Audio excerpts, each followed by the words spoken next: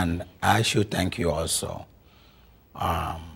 You were one of the professors that called a spade and not agricultural instrument. You look at somebody's work, you show up at the right time, you teach, you deliver what we need to do, and then compel us to do the work. If I should do it again, I would like to be your student again. And I know that UMass Boston knows your quality and your knowledge as far as education and teaching is concerned. I'm very proud of you. Thank you so much. So again, how did you manage to qualify to do the law, since your major, I believe, was political science at UMass Boston? How did you manage to qualify yourself to be accepted at the law school? Yeah. Dr. Kiros, I had my eyes on the prize. I knew where I was going and where I want to go. My vision is to be a lawyer. And I took so many steps from community college to four-year college. When I was done with UMass, I decided that there's one more step to go. Yes. I took the LSAT, the law school exam. That's right, a difficult exam. And then I passed, and then I applied. Even though at that very time, things were very difficult. And some people that I told, some friends that I told that I would like to go to law school. And they say, you are dreaming. How are you going to get there? I can imagine.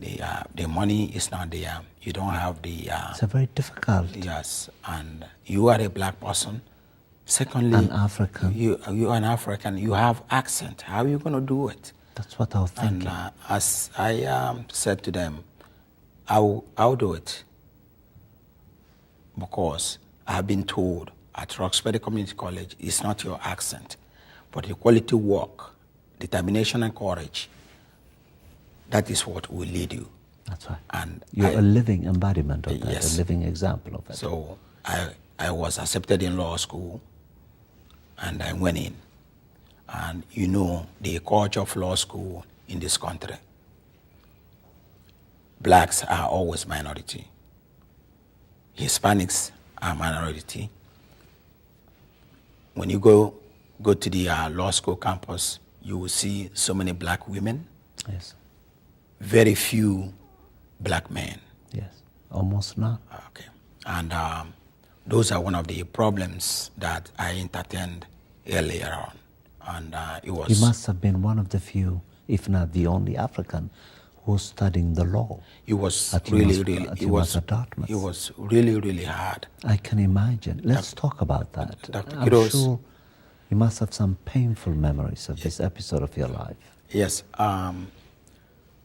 The time I got admission and I started my the first year, it was very difficult. The understanding within the law school community is that everybody is one person. That's right. That you should, be friendly to each other. But my personal experience is not the same. Look at the address, first day is fine.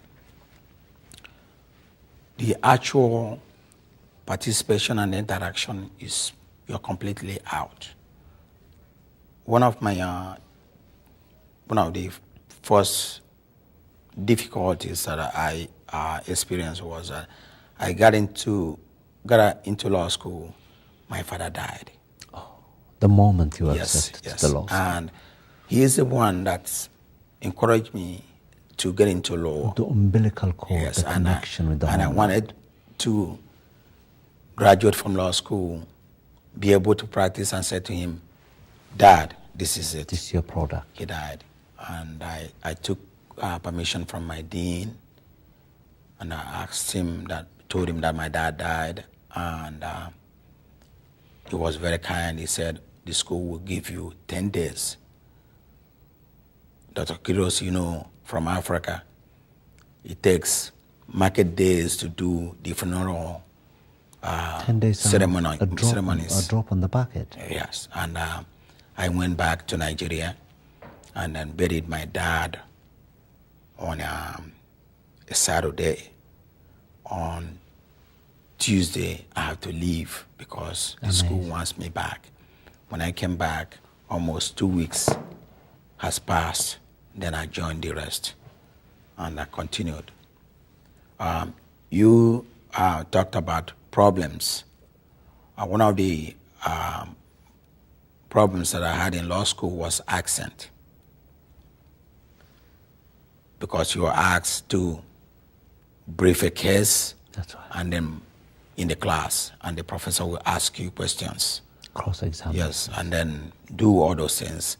When it gets to your turn, you have to brief a case. I could remember one occasion in my taught law class where I said ham. Everybody busted into laughter. They were laughing.